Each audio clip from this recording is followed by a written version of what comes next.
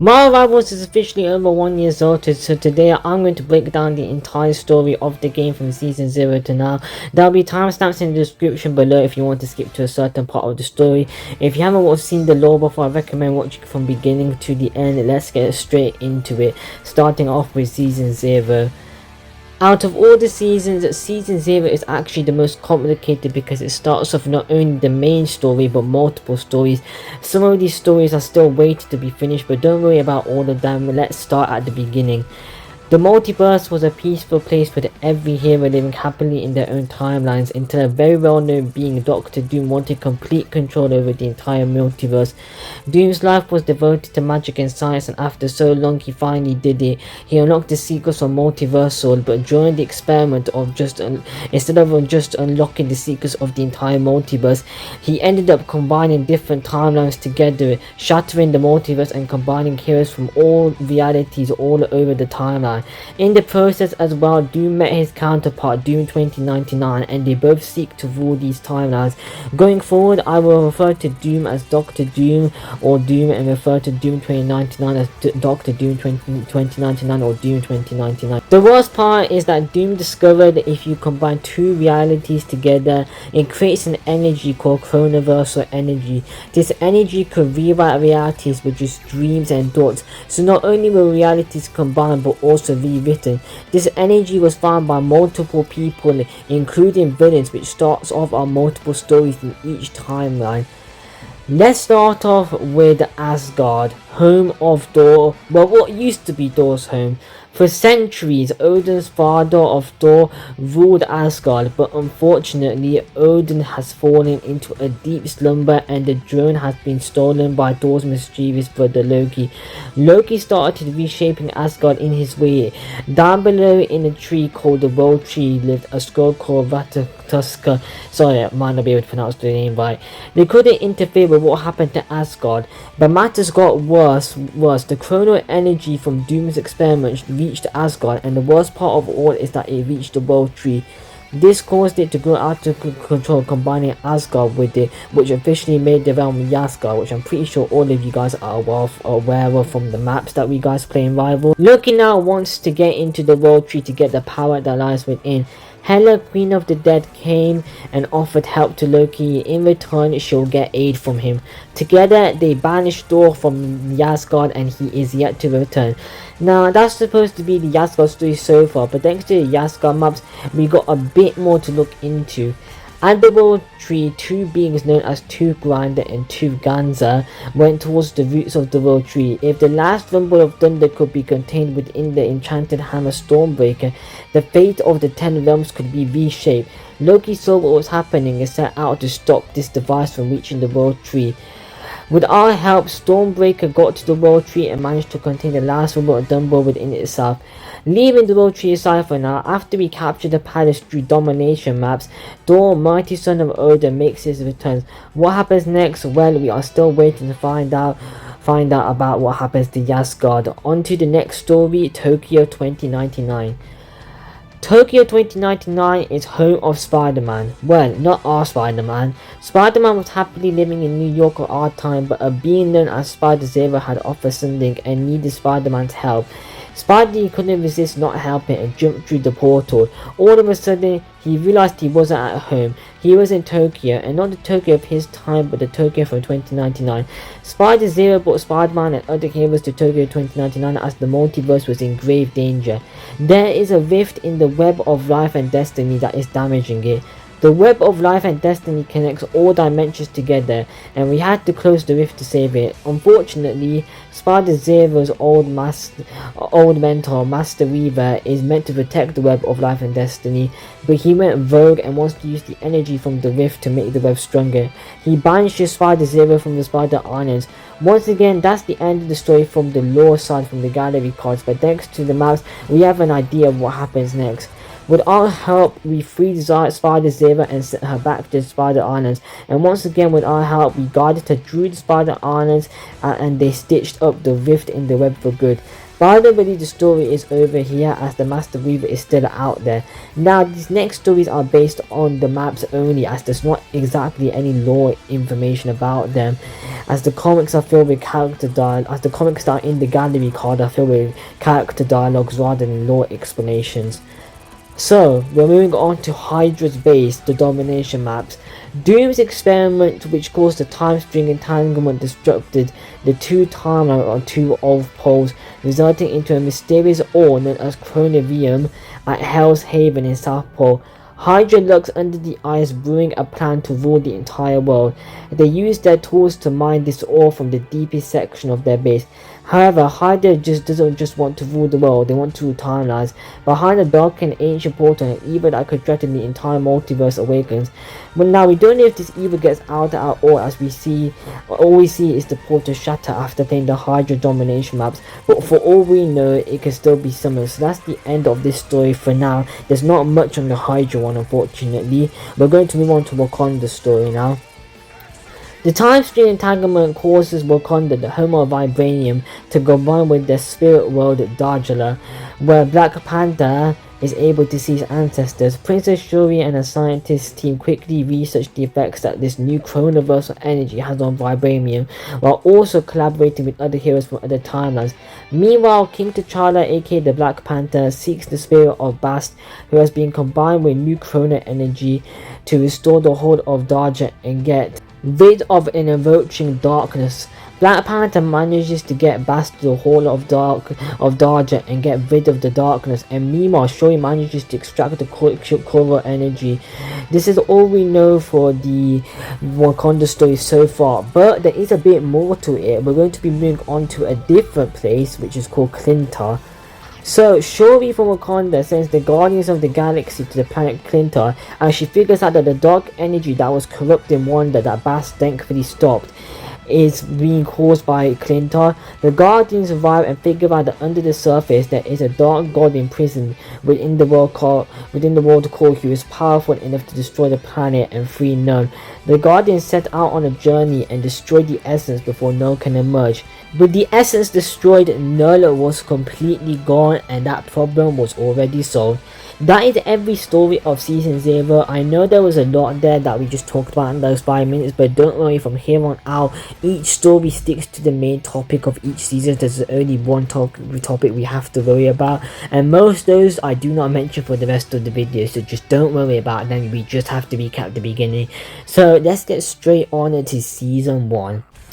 Welcome everyone to New York, or should I say welcome everyone to the Eternal Night. Dracula has come to New York and put an Eternal Night over the city. But how exactly did this happen? Well, he had some help from the old ally Dr. Doom. Doom brought a piece of Chronovium to Dracula and said to him, with a speck of his blood, it can theoretically lock a city in eternal light. Doom wants Dracula to lock New York in eternal light and distract the heroes, while Doom goes to try and find the Darkhold. This wasn't the first time Doom was after the Darkhold. Before the whole time stream entanglement thing happened, Doom met Doctor Strange and wanted the Darkhold, but Strange straight out refused. Knowing Doom could return to snatch it one day, Strange hid it in the astral plane. But after the time stream entanglement happened, before we continue, the time stream entanglement is what we're going to call Doom's little accident from now on. It's just a more better way of saying it. Anyways, so after the time stream entanglement happened, Strange unfortunately got stuck in the astral plane.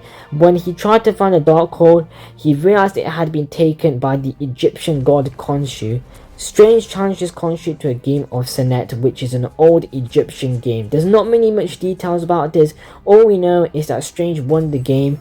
Unfortunately though, as he escaped the astral plane alongside the Darkhold, the pages were scattered across New York City. Meanwhile, back in the Eternal Night, 4 heroes have joined our team to help us defeat Dracula, and if you can't guess already, it's the Fantastic Four. Our Fantastic Four heroes were patrolling the streets, apart from Mr. Fantastic, who was with Iron Man, trying to find a way to not only end the Eternal Night, but also fix the whole time stream issue. But hey, one problem at a time. To understand the lore better, we are not just going to be looking at gallery cards, we're also going to be looking at specific character lore entries. To make you know when I'm going to be looking at a character lore entry, I'm going to say the character's lore entry with the number as soon as we start. So, let's get straight into the first lore entry that we need to read for this season, which is Mr. Fantastic's lore entry 1. And if you want to find these, you have to go to the character and then you have to go to the lore section and just click on the story and you can read it for yourself, but I'm going to summarize it so you don't have to if you don't want to. In this first entry of Mr. Fantastic lore, we learn that Mr. Fantastic has already met with the alternate version of Shuri, and Shuri has explained how her team in Wakanda found Chronimiums. She explained what happened to them in each reality and mentions how her brother, the Black Panther, has come to New York already to deliver a heart-shaped herb, which is basically a thing that the Black Panther drinks to get powers, and they're hoping that it will cure the bat virus that's on New York. Unfortunately, she is yet to hear from her brother Black Panther, and she hopes that she's okay. Mr. Fantastic and Shuri agree that they should work together to solve the problem even faster. Now we are moving on to Black Panther lore entry 2. In this entry, we learned that Black Panther was coming to deliver the heart-shaped herb, as we learned earlier, but he got ambushed. Even Dracula himself came to ambush him. Dracula tries to drink T'Challa's blood, but his suit cannot be broken into. He then tries to change T'Challa into a vampire using the blood red chronimium. T'Challa luckily escapes, but at the cost of him being cursed as a vampire. And earlier I just realized I said bat when I was meant to say vampire. I apologize. I was not meant to say that when we were talking about Mr. Fantastic lore entry, when I was talking about vampires. So, curing the vampire virus. So anyways, moving on, we're going to be moving on to the Midtown map now.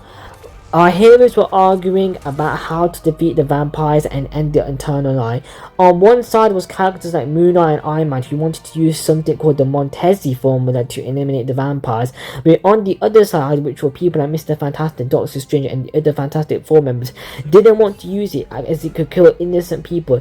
Instead, Mr. Fantastic said we need to locate the pages first. So he used Herbie, his trustworthy robot, and set off to Avengers Towers.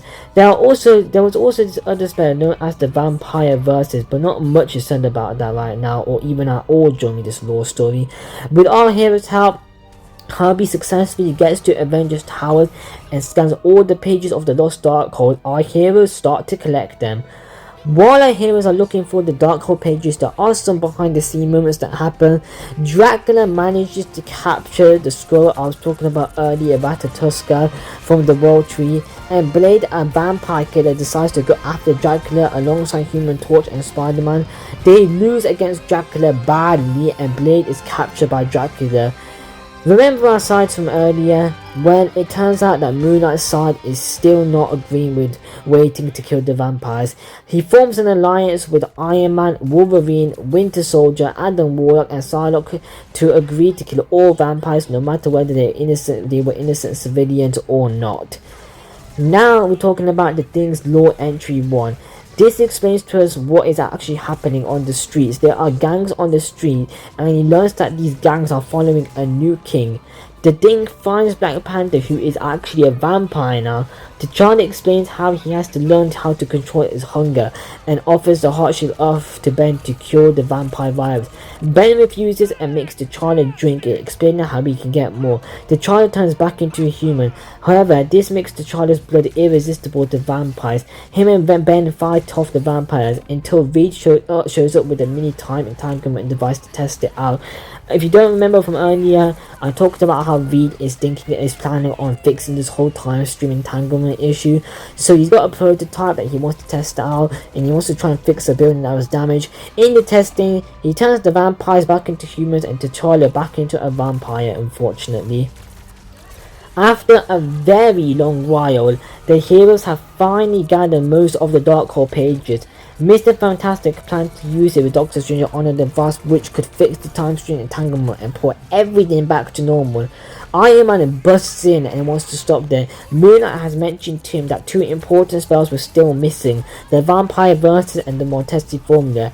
Iron Man then asks Reed if he's willing to risk everything to undo the time and extreme entanglement when they haven't even got everything, and Reed replied to Tony saying some words that we never ever want to hear Mr. Fantastic say, which is I don't know. Knowing that we can't fix the time stream entanglement yet, and knowing that it's too risky, the heroes come up with a plan to end this Eternal Night once and for all. Skrullo seeks help from my heroes like Mr. Fantastic and wants to feed the Skrull Ratatoska and use them to break the barrier on Dracula's castle and defeat him. Ratatoska has this special horn that can break any sort of barrier and any sort of thing. This is the reason why Dracula captured the animal, because he doesn't want anybody breaking the barrier to his castle. The heroes seek out to help Skrullo, apart from Iron Man and Moon Knight and their team, who still thinks the Mortesti Formula is the better option. Human Torch decides to do a crazy thing and go supernova to distract Dracula. That gives our time to our heroes like Sue, Doctor Strange and others to break into the castle. Strange manages to free Ratatoska and Skrullo guides them to the barrier of Dracula's castle. Ultimately, the barrier is broken and the heroes defeat Dracula, ending the Eternal Night once and for all. Since the Eternal Night was defeated with Skrullo plans on the other side, which was Moon Knight's team, there are no reason to use the Mortesti Formula if they ever did find it. Nowhere in the lore does it confirm that the Mortesti Formula was actually found. Unfortunately, we have been played, as Doom wanted to use Dracula and have the heroes defeat him all along. Doom had used Dracula's essence to create a pure blood Chronivirian piece, which could make him claim Dracula's immortal essence. In other words, thanks to Dracula being defeated now, Doom has a chrono energy filled with Dracula's blood, which can make him immortal at any point of time. So he's basically got a good backup plan now. Meanwhile, Doom 2099 has a gala to attend. Welcome to Season 2 and welcome to the Hellfire Gala. Emma Foster's lore entry worn alongside the first gallery card gives us some backstory of what has happened here. So, welcome to Krakoa everybody, which is the home of all of the mutants far and wide. Apparently, Krakoa was swept in a time storm during the time stream entanglement and put in the year 2099. Emma decides to join a Hellfire Gala, but Magneto has his concerns. She's hoping someone can fix a chronoversal energy problem, as apparently there is this energy that is radiating through the island, which is causing it great pain.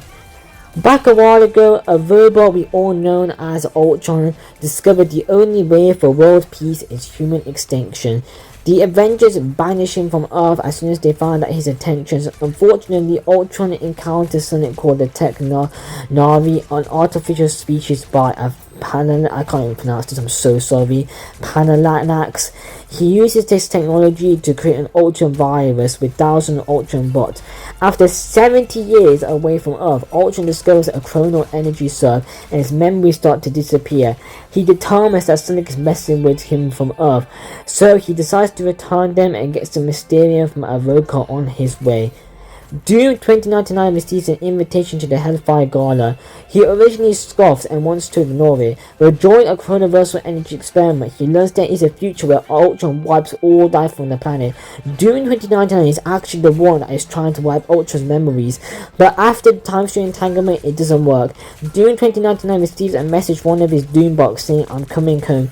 Doom 2099 realizes that Ultron is coming back and chooses to attend the Hellfire Gala in order to get some of Krakoa's energy, hoping that it will stop Ultron. Meanwhile, Skrullo's lore entry 2 explains what's going on back at the Hellfire Gala. Skrullo, Rocket and Jeff are taking a vacation after the New York battle with Dracula. They meet Psylocke, who is upset that her wolf Logan is dying. Skrullo and Rocket go to Emma to ask about resurrecting the wolf using Krakoa's seedlings. Overnight, they manage to resurrect the dog Logan through the Krakoa seedlings, and yes, it is possible to resurrect animals on Krakoa through seedlings, it is. And Logan jumps into Psylocke's arms. Emma informs Skrullo and Rocket that they cannot attend the gala due to their outfits. As they walk by one of Krakoa's gateways, Techno-Ogre Pythons begin appearing on the foliage, and they walk back to their vacation. Everybody is enjoying the party and having a blast as the Hellfire Gala has begun. Unfortunately, everything that is thrown always ends fast for our heroes as Ultron breaks through the defense systems and starts his invasion on Krakoa. Wolverine leads the other X-Men to another room to get changed into battlefield uniforms, which includes Magik, Psylocke, and Namor. They continue to join the battle against Ultron. The next section of the story covers the battle on Krakoa. There is a domination map in-game which has us capture areas to win against Ultron, but it doesn't tell us the main in-betweens of the battles and the very important parts, which are some very shocking to me. So let's get straight into it. The battle was growing intense with tons of Ultron robots attacking the mutants. Magneto mentions how there is no way Ultron can defeat him as he is the master magnetism. Unfortunately, on the battlefield, Ultron manages to, or the real Ultron, let's just say, the one that controls them all, manages to deliver a final blow, killing Magneto. Captain America rushes to Magneto, but Magneto reassures him, telling him not to worry. It turns out that Charles Xavier found out how to restore the genetic profiles and memories of mutants.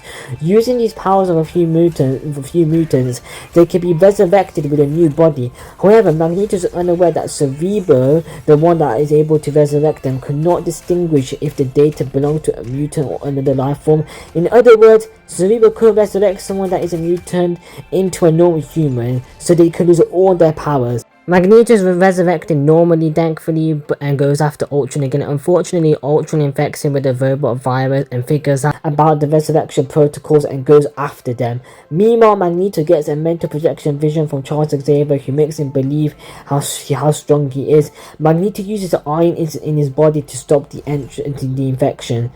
Wolverine's second note entry explains the second side of the fight. Remember how we left Wolverine, Magik, Namor, and Psylocke? Well, they are currently fighting hundreds of Ultron bots. The main issue is that every time they defeat one through one gateway, more come through the other. Wolverine realizes that the only way to stop this is to shut all the gateways down. The innocent people are fleeing through them. Wolverine then comes up with an idea that since the robots of Ultron are like Sentinels, that they can use an EMP to stop the attack altogether. Wolverine heads to Forge's lab and finds Rocket and Green messing with an EMP. He takes it and tracks down the main Ultron. Ultron had managed to find Cerebro, unfortunately, but thankfully Wolverine quickly found him as well. Wolverine throws the EMP at Ultron, but unfortunately Ultron's body has been updated to resist the EMPs. Ultron blasts Wolverine out of the way and enters to take Cerebro. The heroes quickly enter after him and deliver a final blow to Ultron. Unfortunately, Ultron has already gotten into the resurrection protocols and resurrects himself into a new X-Tron form. He takes Cerebro and flees back to Avoca. For some information, Avoca is the sister island to Krakoa and used to be amazing till Ultron took it over after the Time Stone entanglement. Tony Stark sees Ultron take Cerebro and realizes we can't outsmart him, so he's now going to reboot Ultron's original body and put his original programming in his body with some precautions to make sure that he stays on the hero's side. The second law entry for Tony Stark explains to us what happens while he's rebooting the body Ultron left behind. As soon as Tony links his armor to the original Ultron, the original Ultron starts mocking him. Tony admits Ultron is right about technology and stuff. He also tells the original Ultron he's useless now that he's left the old body behind for the X-Tron body. The original Ultron body disagrees with this decision that was made to leave his old body behind and mentions how he wants to make his father Hank Pym proud. Tony realizes they could use this against him, so he sets up a firewall that would delete the memories of Hank Pym if he goes against him. The original Ultron body has no choice but to work with the heroes until he gets rid of the firewalls. Well, if he can. Meanwhile, Ultron's first law entry of the game explains to us what happens back at Avoca. The X-Tron Ultron decides not to go against anyone who went against him and decides to focus on conquest instead. X-Tron Ultron's new body was created with the Ultron virus and Krakoa's genetic material, giving him access to the same chrono energy Krakoa has been suffering from. While planning his next move, he is interrupted by domination of Parallax, the one that I talked about earlier, and someone known as Warlock. If you're confused about these two beings, they're basically robots. Parallax are I'm so sorry. Parallax are a techno-organic alien hive species who wants every robot to be connected to one hive mind and to have control over all robots. They go against Ultron because he disagrees and he wants to be his own robot. Warlock is a member of the team who's basically a robot that thinks life choices matter, and of course he goes against Ultron because Ultron doesn't believe that life choices matter. Unfortunately, things don't end well. Extron used the help of his new virus from Krakoa and then used his pain particles to capture the Parallax. He then disables Warlock and moves on to his next move. Back on Krakoa, Emma Frost strikes a deal with Doom 2099. The deal is that Doom 2099 gets to take the remaining chrono energy that's hurting Krakoa, and in return, he helps the heroes defeat Ultron. Doom 2099 agrees, and Emma keeps the deal quiet to and to herself as she knows that all will go against her for making a deal with Doom 2099. It is now time for the final battle. The heroes set out for the final battle of Arrow and Roka. Unfortunately, Extron has infected the entire place with its new Ultron virus. Magneto, Hulk, and Iron Fist are all infected with the virus. They are luckily able to resist it and clear a path for Magneto to take Cerebro back. Magneto rips Cerebro out of Ultron's head and turns Cerebro in a sword to strike him down. With Extron Ultron weak as ever, Doom 2099 comes in and wipes Extron Ultron off the face of the world completely, which wipes all of the other Ultrons as well. Doom 2099 then turns against the heroes as expected, but then the original Ultron that Tony Stark reprograms comes to save them. He was going through Doom 2099's mind and realizes that it wasn't actually Doom 2099 but a Doom 2099 bot. Through the bot, they learned that Doom 2099 did everything he can to stop Ultron, and he saw a future where he rules the world, and despite all Doom 2099's power, he was unable to stop him without help. The heroes are talking about their victory and celebrating, but Adam Warlock senses something's wrong. Remember how the Guardians of the Galaxy went to Clint to destroy the essence of Nerd? Well, it turns out they actually weren't successful. Nerd has started to re-emerge together, and the heroes were in for a very big battle to come. Welcome to Season 3, The Abs Awaken. I just want to quickly say two things. First, if you're enjoying the video so far, make sure to leave a like and subscribe, as I'm trying to get to 1000 subscribers. All support is appreciated.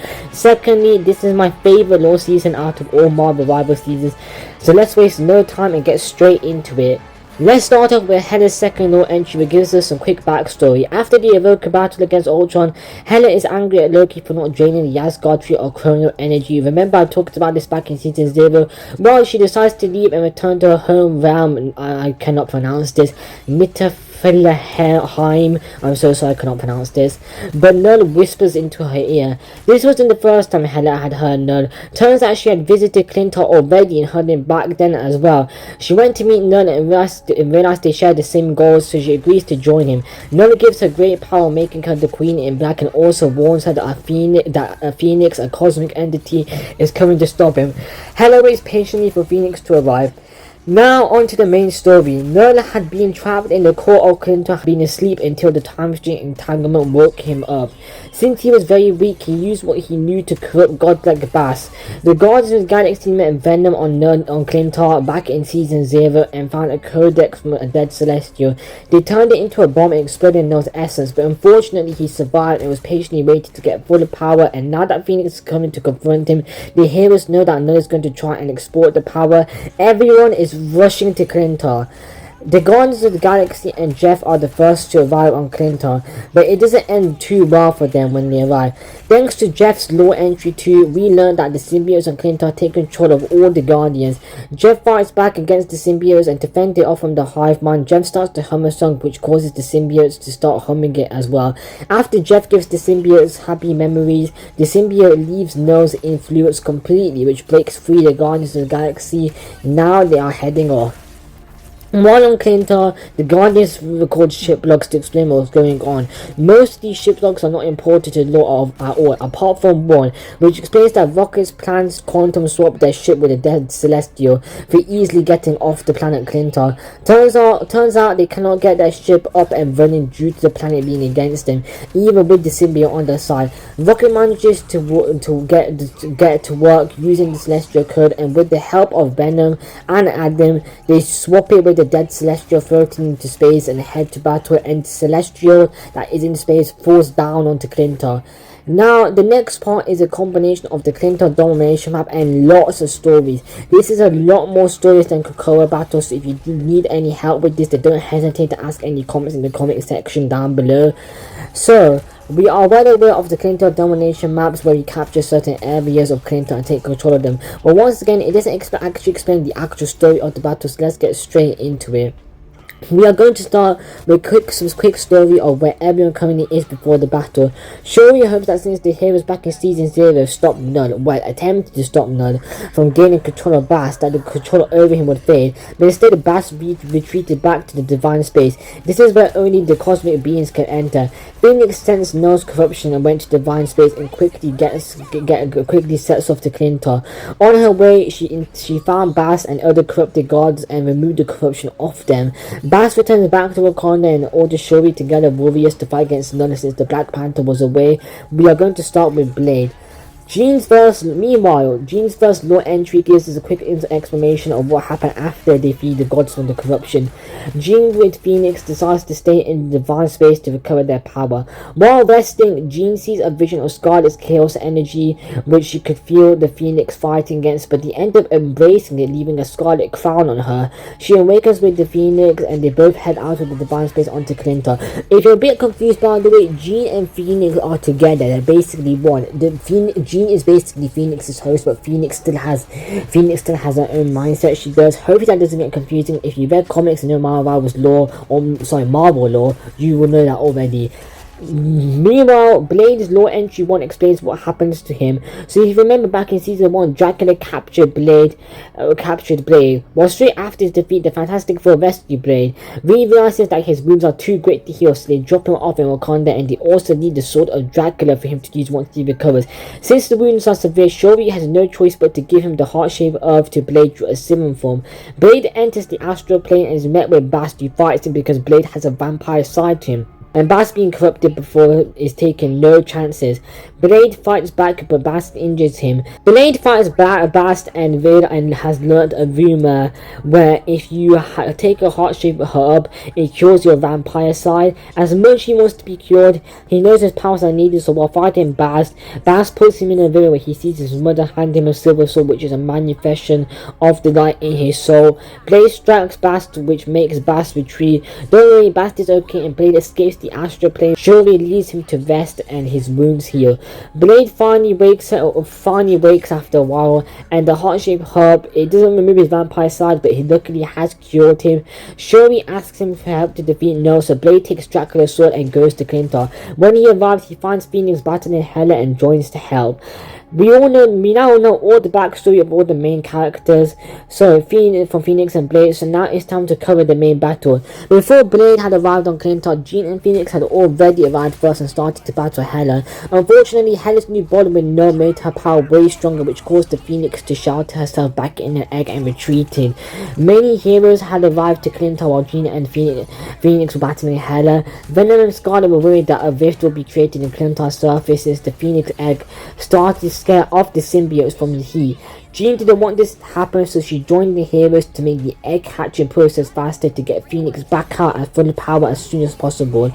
Meanwhile, on a different side of Clintar, Iron Man's lore entry 3 explains that he and the good version of Ultron which he reprogrammed had stumbled across the dead Celestial which had fallen down on Clintar's surface after Rocket's quantum slot.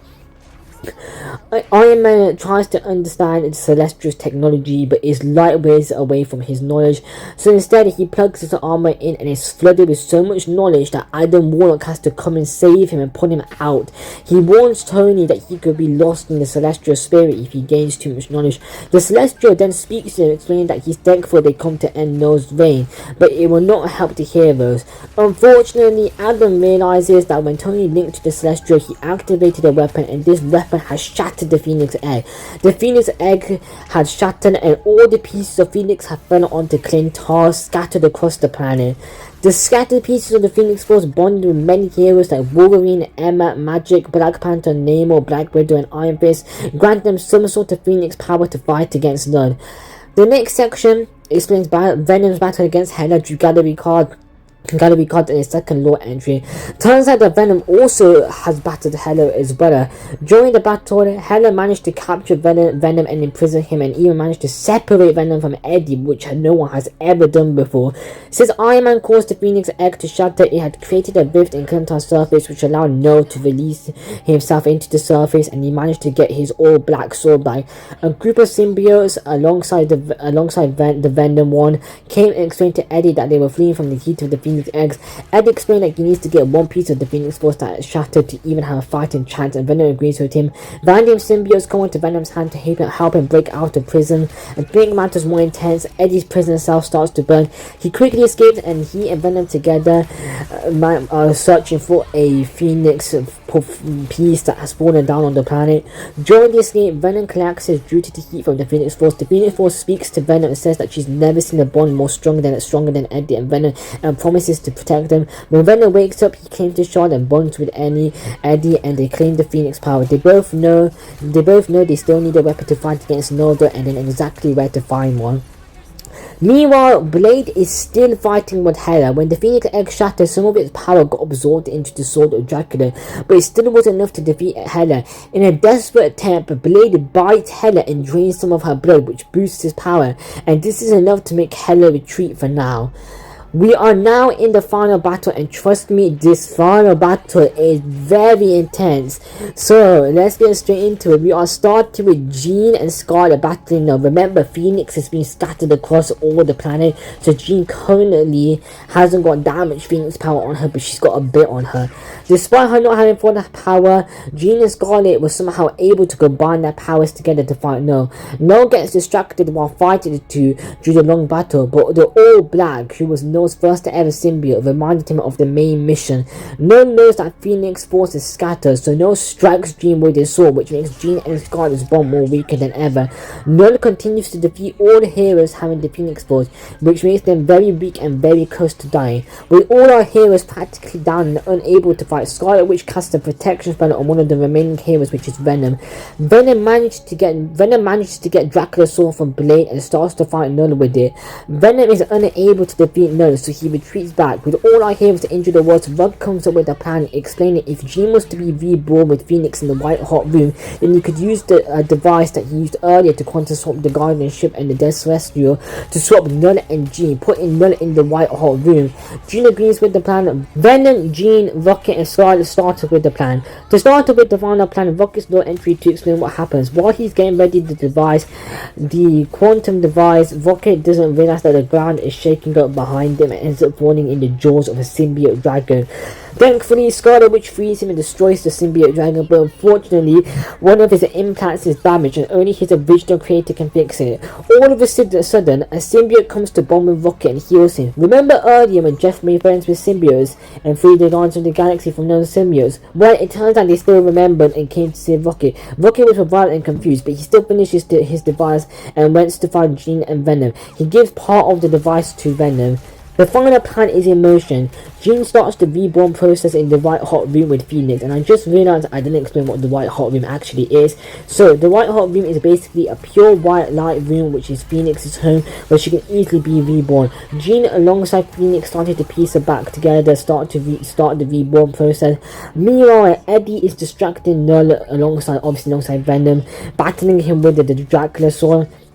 Venom is then defeated by Null, but Null doesn't realize that while fighting Venom, Venom had placed one of Rocket's devices on him. Rocket and Scarlet Witch start quickly pressing the quantum device as fast as possible, and before Null could realize what has happened, he is sought with Jean and Phoenix. Null disintegrates in the White Hot Room from the pure light, and while Jean and Phoenix, who is now pieced back together, arrive back on Clinton. As they arrive, Jean is quickly falling down on the planet at light speed, but luckily the Phoenix swoops in to catch her. Jean and Phoenix were back together, and Null had been defeated, barely. Our heroes thankfully also managed to recover since Null had also been defeated.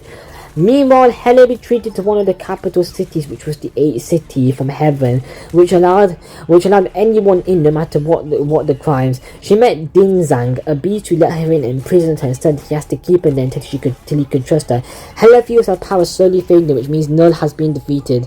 To end of season 3 story, Rocket has more story to his second Lord entry. It turns out he visited V back at the Baxter Blade and explains to him what happened back at the Clinton and how the symbiote saved him.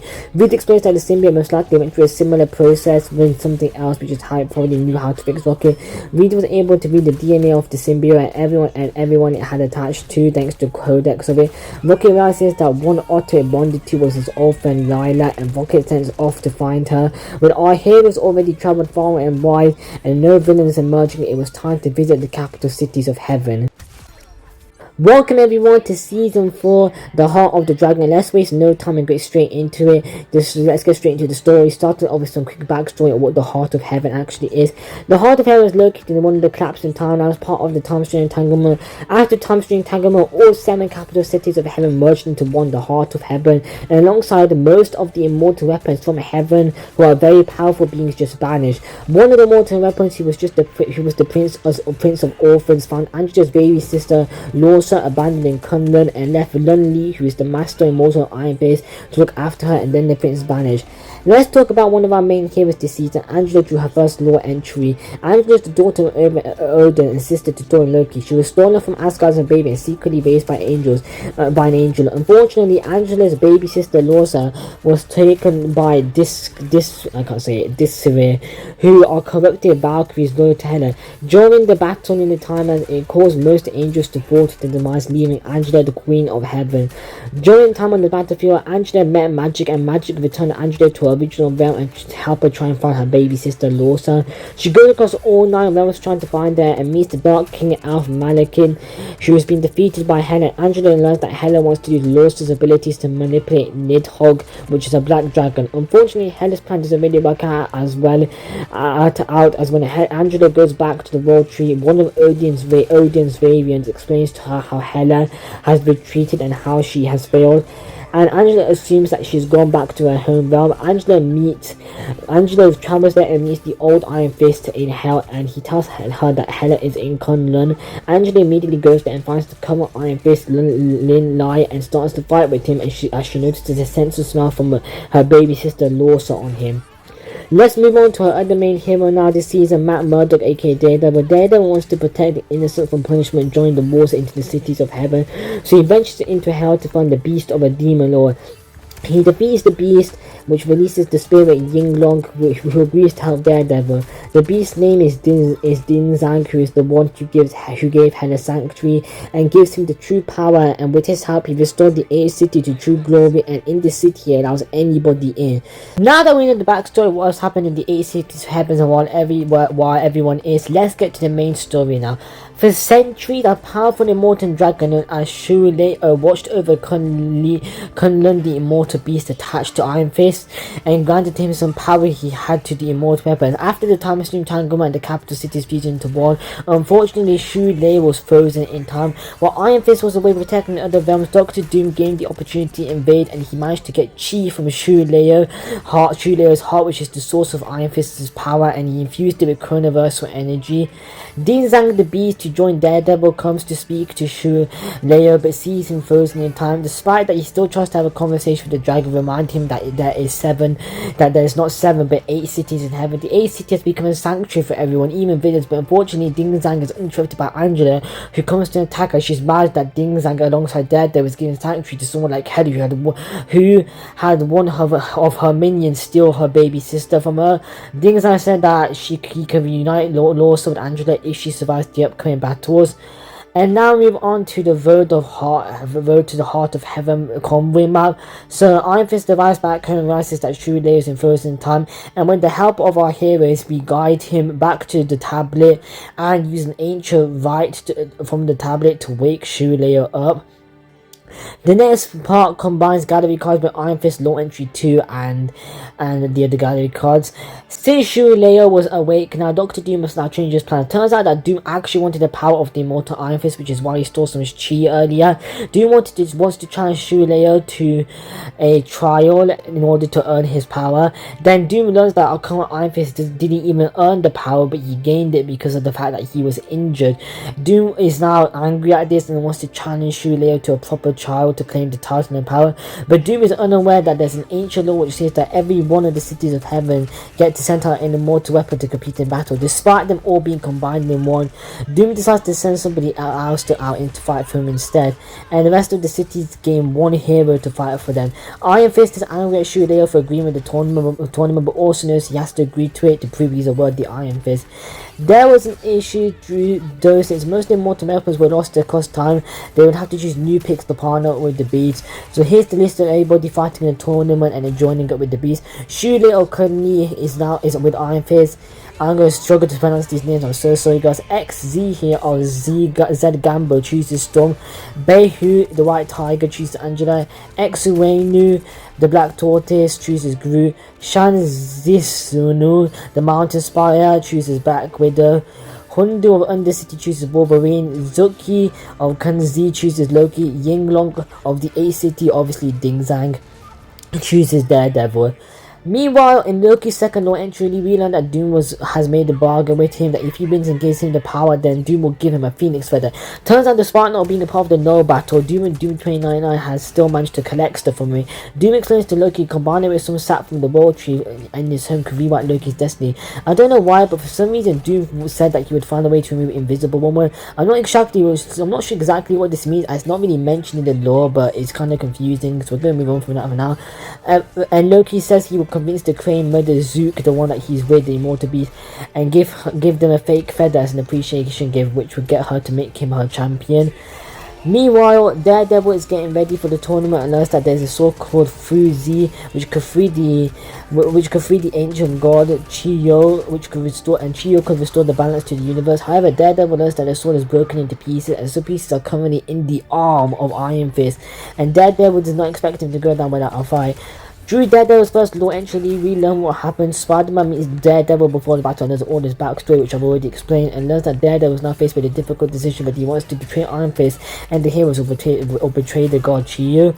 A being known as the Grandmaster, who's basically a being who forces heroes and villains to play games against each other, sent a letter that he's unable to attend the tournament. It turns out he was invited by the Drago Shu Leo, but he admitted he had his own game plan that's starting very soon, and sends his best look as someone who he wanted to participate in the tournament will most likely not make it. Now, we don't know who this is.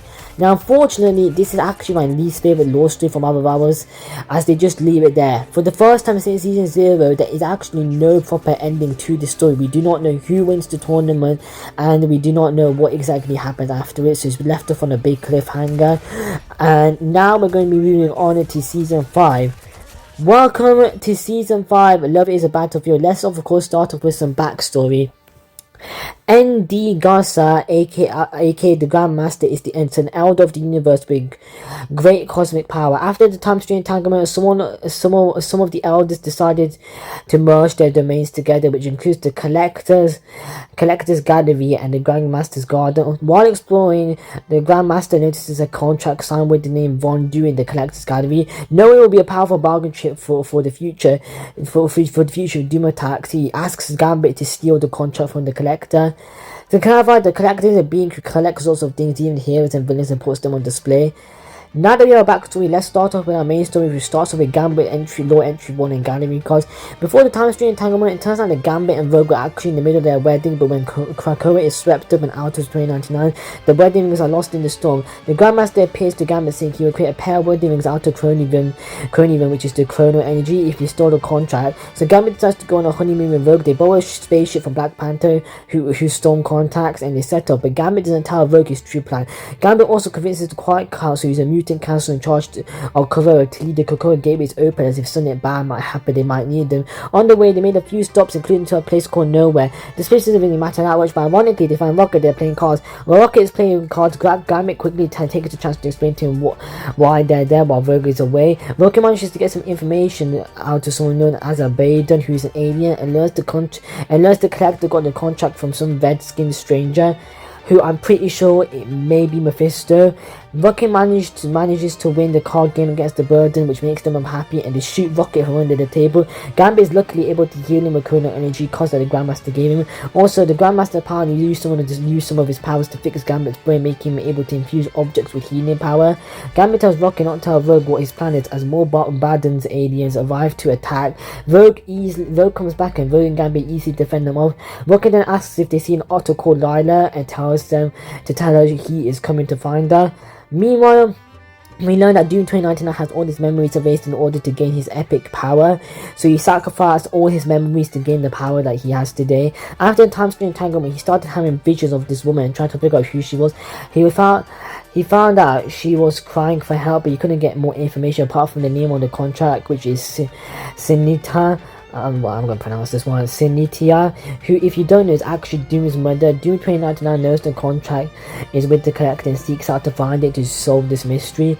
Meanwhile, Gambit and Rogue arrive at the destination. Well, Rogue doesn't know it's their destination. Gambit puts on his Thief Guild outfit and sets off to the Grand Garden while Rogue's asleep. But Rogue's actually not asleep as she senses Gambit's up to something. Magneto travels through one of the gateways that Gambit Rogue planted and feels the magnetic field shift. He knows that Gambit is up to something. On the other side of the garden, the Grandmaster and Collector play a game to determine who will control most of the realms. They summon heroes from across the timeline to battle with each other, but before they can begin, the Collector's gallery's alarm set itself. He rushes over there and the Grandmaster smirks, knowing that he distracted the Collector enough for Gambit to get into the gallery. Rogue's Law Entry 1 explains to us that Rogue notices Gambit is going to pull off a heist and gets mad. She found a crystal that Gambit has been playing with, and when she touches it, she gets crazy powerful energy flowing through her. She rushes to the Grand Garden where she finds Magneto. Turns out Magneto has come there and he's worried that Rogue and Gambit were not responding to messages. He tells Rogue Gambit is inside in the gallery, and Rogue gets very mad. Magneto realizes the energy flowing through her and tries to stop it, but it's no use. Rogue blasts Magneto out of the way and goes to confront Gambit. Rogue confronts Gambit, and Gambit explains that the Grandmaster offered to make rings for a scrap of paper. Unfortunately, the contract Gambit stole was actually a fake, and the Grandmaster dies straight away. Gambit noticed Rogue is radiating energy and learned that she touched the chrono energy he left behind. Gambit was going to use that to make a ring for her, but he wasn't able to, as he went to steal the contract.